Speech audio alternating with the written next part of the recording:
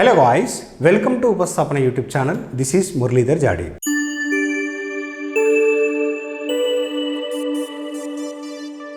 So actually మనం previous year question paper అంటే ఇస్రోకి సంబంధించిన NRSC previous year question paper detailed solution డిస్కషన్లో ఉన్నాం. సో ఈరోజు మనకు ట్రేడ్ వచ్చి ఎలక్ట్రిషియన్, ఆ ట్రేడ్కి సంబంధించిన సబ్జెక్ట్ వచ్చి డీసీ మెషిన్. సో ఈ డీటెయిల్డ్ సొల్యూషన్ చూసే ముందు యాస్పిరెంట్స్కి నేను ఒక 1 minute నేను మాట్లాడతాను దీని గురించి. మన ఉపస్థాపన ఆన్లైన్ ప్లస్ ఆఫ్లైన్ క్లాసెస్, ఇన్ని రోజులు ఆన్లైన్ క్లాసెస్ అందించాము, ఇప్పుడు ఆఫ్లైన్ క్లాసెస్ కూడా మేము అందిస్తున్నాం. ఆర్ఆర్బి రైల్వే రిక్రూట్మెంట్ బోర్డు నుండి వస్తున్న డిఫరెంట్ నోటిఫికేషన్ సంబంధించి offline classes like already ALP వచ్చింది, టెక్నీషియన్ నోటిఫికేషన్ వస్తుంది త్వరలో, అదేవిధంగా future junior engineer, NTPC and different రిక్రూట్మెంట్కి ఆఫ్లైన్ క్లాసెస్ కూడా అందిస్తున్నాం. CBT1, CBT2 everything, trade syllabus. చాలామంది ఆస్పిరెంట్స్కి బేసిక్ సైన్స్ అండ్ ఇంజనీరింగ్ కూడా డౌట్ ఉంది, అది కూడా మనం అందిస్తాం. ఆఫ్లైన్లో ఉంటుంది, త్వరలో ఆన్లైన్లో కూడా ఉంటుంది. సో ఇంట్రెస్ట్ ఉన్న ఆస్పిరెంట్స్ కోర్సు గురించి కావచ్చు, ట్రేడ్ గురించి కావచ్చు, CBT1 గురించి కావచ్చు, సబ్జెక్ట్ పట్ల కావచ్చు, ఏదైనా డౌట్ ఉన్నా కూడా, లొకేషన్ కావచ్చు, what ever it may be, మీకు ఎలాంటి డౌట్స్ ఉన్నా కూడా మా మేనేజ్మెంట్కి కాల్ చేయండి, రెస్పాండ్ అవుతుంది. ఓకే, చలో. ఇప్పుడు మనకు ఫస్ట్ క్వశ్చన్, నేను బోర్డు పైన 2 questions ఇచ్చాను. ఇన్ ఏ డీసీ, ఇది డీసీ మెషిన్కి సంబంధించిన subject. In a DC machine the efficiency is maximum when the dash. Question ఏమంటున్నా అంటే డీసీ మెషిన్లో మ్యాక్సిమం ఎఫిషియన్సీ ఎప్పుడు ఉంటుంది అని అన్నాడు. ఇన్ ఏ డీసీ మెషిన్ అంటే ఒక డీసీ మెషిన్లో ద ఎఫిషియన్సీ ఈజ్ మ్యాక్సిమం అనగా మ్యాక్సిమం ఎఫిషియన్సీ ఎప్పుడు ఉంటుంది. ఫస్ట్ ఆఫ్ ఆల్ ఇచ్చిన ఆప్షన్స్లో మనకు కరెక్ట్ ఆన్సర్ లేదు, కానీ వాళ్ళు ఇచ్చిన కీ ప్రకారం ఆప్షన్ బి చూజ్ చేసుకున్నారు. కానీ ఇక్కడ మనం నన్ ఆఫ్ దీస్ అని ఇవ్వచ్చు, కానీ వాళ్ళు ఇచ్చిన కీ ప్రకారం వెళ్తే మనం ఆప్షన్ బి చూజ్ చేసుకోవచ్చు. వాళ్ళు ఇచ్చింది కూడా ఆప్షన్ బి, కానీ దీన్ని నేను నన్ ఆఫ్ దీస్ అని చూజ్ చేసుకుంటాను. ఎట్లా? యాక్చువల్గా మనకు దీనికి ప్రూఫ్ ఉంటుంది. డైరెక్ట్ నేను ఈ కండిషన్ చెప్తున్నాను. Maximum efficiency percentage maximum efficiency జరిగే కండిషన్ ఏంటిది అని అంటే always variable losses equal to variable losses అంటే మారుతున్న నష్టాలు, variable losses equal to constant losses అయినప్పుడే, కాన్స్టెంట్ లాసెస్ అయినప్పుడే, అంతేగాని constant losses equal to variable losses కాదు. మరి వేరియబుల్ లాసెస్ అంటే ఏంటిది? ఎగ్జాంపుల్ కాపర్ లాసెస్, గుర్తుపెట్టుకోండి, copper losses equal to iron losses. So ఎప్పుడైతే ఐదర్ క్వశ్చన్ ఈ విధంగా అడుగుతాడు, మ్యాక్సిమం ఎఫిషియన్సీ సంభవించడానికి గల క్రింది వాటిలో ఏ కండిషన్ సరైనది అని అంటే variable losses equal to constant losses కావాలి, అనగా వేరియబుల్ లాస్ అని కాన్స్టెంట్ లాసెస్కి సమానం కావాలి, copper loss are equal to iron losses కావాలి, గుర్తుపెట్టుకోండి.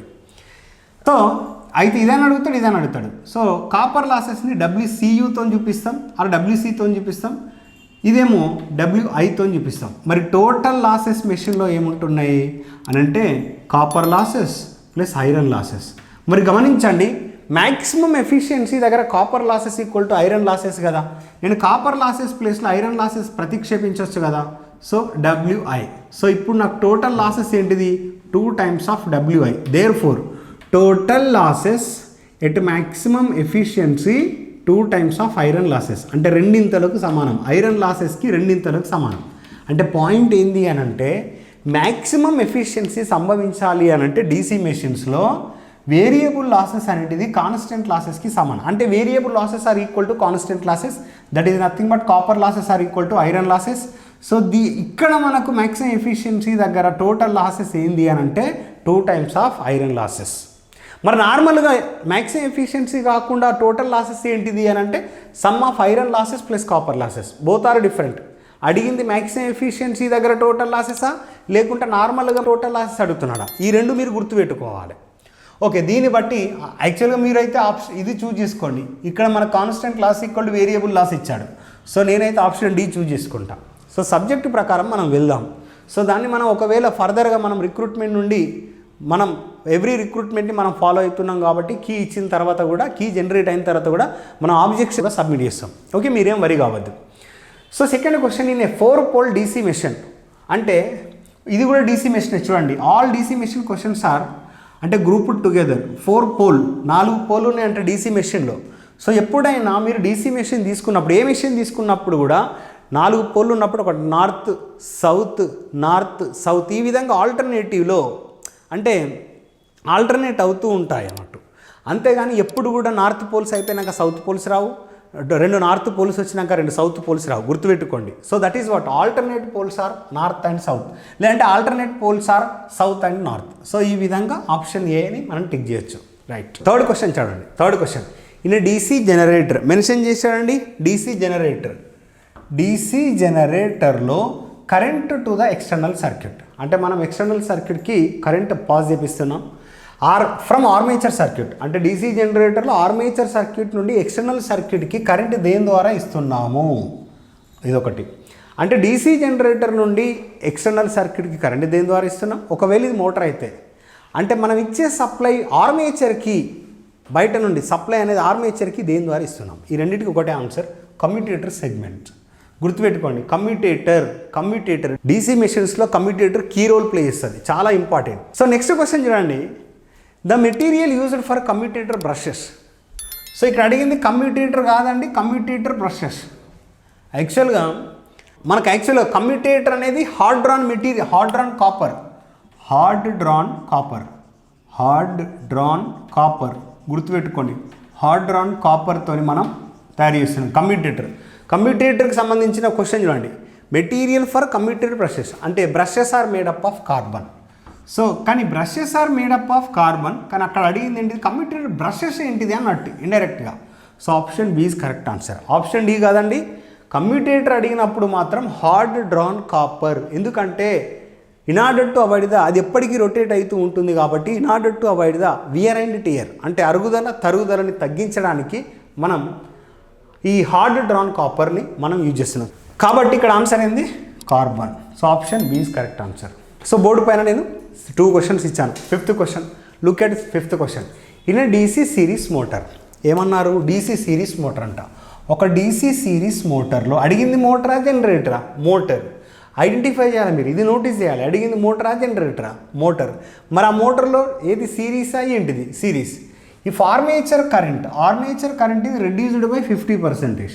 సిరీస్ మోటార్ ఉందంట, అందులో ఆర్మేచర్ కరెంట్ అనేది 50%తో రెడ్యూస్ చేయబడిందంట. మిగిలిన కరెంట్ ఎంత పాస్ చేస్తున్నారు, 50%. ఇప్పుడు 100%లో 50% తగ్గించారు అని అంటే 50% మనం పంపిస్తున్నట్టే కదా. Yes, the torque of the motor will become dash. ఇప్పుడు ఈ క్వశ్చన్లో మనకు అల్టిమేట్గా రెండు వేరియబుల్స్ గురించి మాట్లాడుతున్నారు. నేను ఇప్పుడు ఈ సిరీస్ అనే మోటార్లో ఆర్మేచర్ కరెంట్ అనేది సగానికి తగ్గించి సగం పాస్ చేయించినట్లయితే నాకు రిజల్టెంట్ టార్క్ అనేది ఏ విధంగా ఉంటుంది అనేది ప్రశ్న. సో మీరు గమనించండి, ఫస్ట్ ఆఫ్ ఆల్ మనకు సిరీస్ మోటార్ ఏ విధంగా ఉంటుందండి. సిరీస్ మోటార్ అంటే ఆర్మేచర్ వైండింగ్, ఇది ఆర్మేచర్ వైండింగ్ అండ్ ఇది సిరీస్ ఫీల్డ్ వైండింగ్. ఇవి రెండు ఏ విధంగా కనెక్ట్ చేయబడినాయి, సిరీస్లో. Series based upon its name, అంటే దాని యొక్క నేమ్ని బేస్ చేసుకుని మనం చెప్పొచ్చు సిరీస్లో ఆర్మేచర్ అండ్ అదేవిధంగా ఫీల్డ్ సర్క్యూట్ అనేది సిరీస్లో కనెక్ట్ చేయబడుతుంది. సో మోటార్ కాబట్టి మనం ఇస్తున్నాం, ఇదేంటిది applied voltage or supply voltage, ఇది plus minus.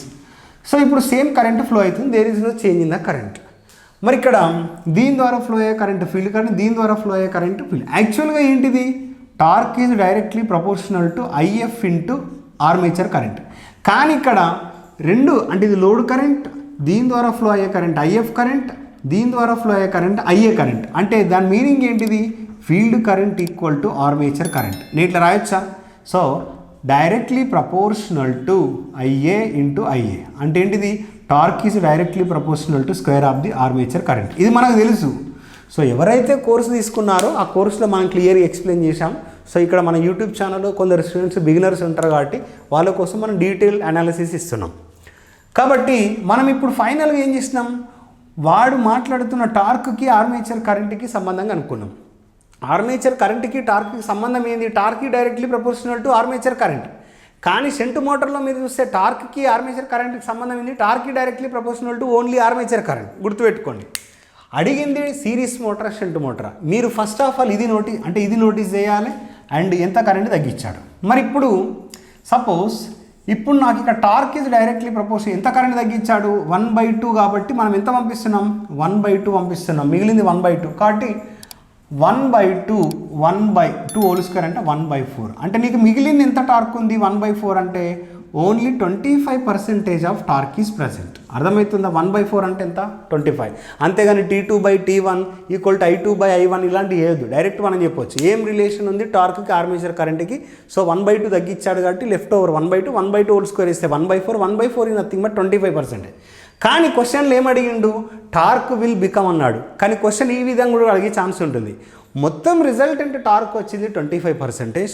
But how much percent torque is reduced by అంటే మాత్రం 100%లో 100%లో నీకు వచ్చింది 25% అంటే వర్కింగ్ టార్క్ 25% అంటే 75% రెడ్యూస్ అయింది కదా.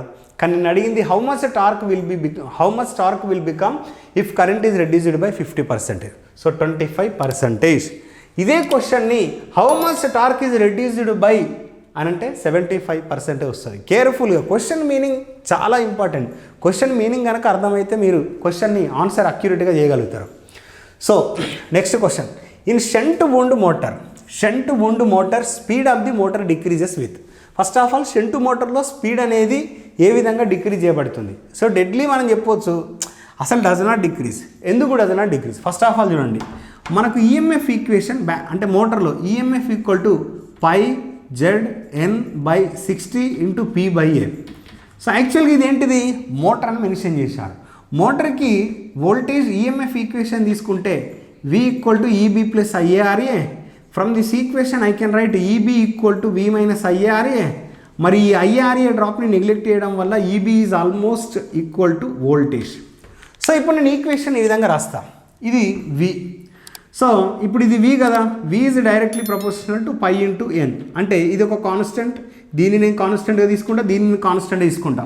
ఇప్పుడు speed is directly proportional to V/ఫ్లక్స్ అనొచ్చా లేదా? ఇప్పుడు షంట్ మోటార్ అంటే ఏంటిది? ఆర్మేచర్ వైండింగ్కి ఫీల్డ్ వైండింగ్ అనేది ఈ విధంగా కనెక్ట్ చేయబడుతుంది. అంటే అక్రాస్ ఆర్మేచర్ వైండింగ్స్ ఫీల్డ్ అనేది కనెక్ట్ చేయబడుతుంది. దాన్ని మనం షంట్ ఫీల్డ్ అంటే షంట్ మోటార్ అంటున్నాం. సో ఇది మోటార్ కదా. చూడండి, ఎప్పుడైతే ఎగ్జాంపుల్ నేను వోల్టేజ్ తగ్గించాను అనుకోండి, suppose same voltage can be applied across the field or not. Same voltage apply చేశాను. సో వన్స్ నేను షంట్ మోటార్ గురించి మాట్లాడుతున్నా, సిరీస్ మోటార్ గురించి కాదు. వోల్టేజ్ కనుక నేను తగ్గించినట్లయితే ఫీల్డ్ కూడా తగ్గుతుంది, అంటే ఫ్లక్స్ కూడా తగ్గుతుంది. మరి రెండు ప్రపోర్షనల్గా తగ్గుతున్నాయి అంటే సేమ్ వోల్టేజ్ ఇక్కడ అప్లై చేశాను కాబట్టి కాన్స్టెంట్ స్పీడ్ ఉంటుంది. అందుకోసం షంట్ మోటార్ అనేది కాన్స్టెంట్ స్పీడ్ అప్లికేషన్స్లో వాడతాం. సో షంట్ మోటార్ యొక్క స్పీడ్ని మనం చేంజ్ చేయడానికి లేదు, డిక్రీజ్ చేయడానికి లేదు, ఇంక్రీజ్ చేయడానికి స్లైట్ డిక్రిమెంట్ ఉంటుంది. So that is what it is almost అంటే treated as almost constant. So constant speed అప్లికేషన్లో వాడతాం. That is what does not decrease is the correct option. So ఈ విధంగా మన ఉపస్థాపన యూట్యూబ్ ఛానల్ నుండి so different previous year question papers తీసుకొని detailed solution and analysis కూడా provide చేస్తున్నాం. So రాబోయే ఎగ్జామ్స్లో ఆర్ఆర్బీ కావచ్చు, ఇంకా రాబోయే ఎగ్జామ్స్లో ఎలక్ట్రిషియన్ కావచ్చు, జూనియర్ ఇంజనీర్ కావచ్చు, సో మిగతా ఏ ఎగ్జామ్స్కైనా కూడా ఐటీఐకి సంబంధించిన సెంట్రల్ గవర్నమెంట్ జాబ్స్ కావచ్చు, స్టేట్ జేఎల్ఎమ్స్ అండ్ సింగరేణి వీటన్నిటికీ ఆఫ్లైన్ క్లాసెస్ మేము ప్రారంభిస్తున్నాం. మీకు ఎలాంటి డౌట్స్ ఉన్నా ఇక్కడ స్క్రోల్ అవుతున్న నంబర్స్కి కాల్ చేయండి, మా మేనేజ్మెంట్ రెస్పాండ్ అవుతుంది. అదేవిధంగా మా ఎక్స్ప్లెనేషన్ నచ్చినట్లయితే వీడియోని లైక్ చేయండి, షేర్ చేయండి. బిగినర్స్ ఎవరైనా ఫస్ట్ టైం మా ఛానల్ని విజిట్ చేస్తే ఛానల్ని సబ్స్క్రైబ్ చేయండి. Thank you, all the best.